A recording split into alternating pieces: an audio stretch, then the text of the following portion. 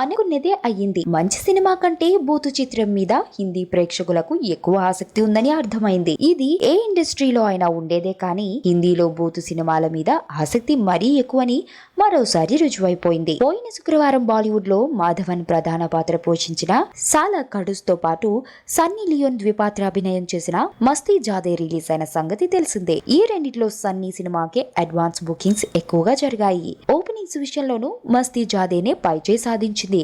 ఈ సినిమా దేశవ్యాప్తంగా 6.5 కోట్ల ఓపెనింగ్స్ తెచ్చుకోవడం విశేషం. ఈ సినిమాకు మంచి రివ్యూలేమీ రాలేదు. చెత్త సినిమాని అడల్ట్ డోస్ మరీ ఎక్కువైందని అన్నారు సమీక్షకులు. అయితే మాధవన్ సినిమా సాలా ఖడూస్ కు చాలా మంచి రివ్యూలు వచ్చాయి.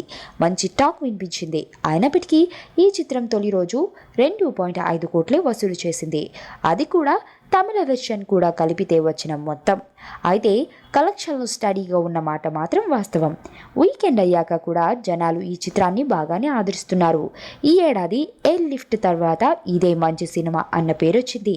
అయితే ప్రశంసల మాటేమో కానీ కలెక్షన్ల విషయంలో మాత్రం మస్తీ జాదే మంచి సినిమా మీద పైచేయి సాధిస్తోంది. రోడ్డు మీద వెళ్తున్నప్పుడు అందంగా ఉన్నారో లేదో చూద్దాం అంటే మొహం గప్పేసుకుని వెళ్తున్నారు. పెళ్ళేందో లేదో తెలుసుకుందాం అంటే కాళ్ళకు ఉండాల్సిన మెట్లు తీసి కబోర్డ్లో పెట్టేసి వస్తున్నారు. మాకు క్లారిటీ ఉండాలిగా, ఎవరిని ట్రై చేసుకోవాలో ఎవరిని ట్రై చేసుకోకూడదు.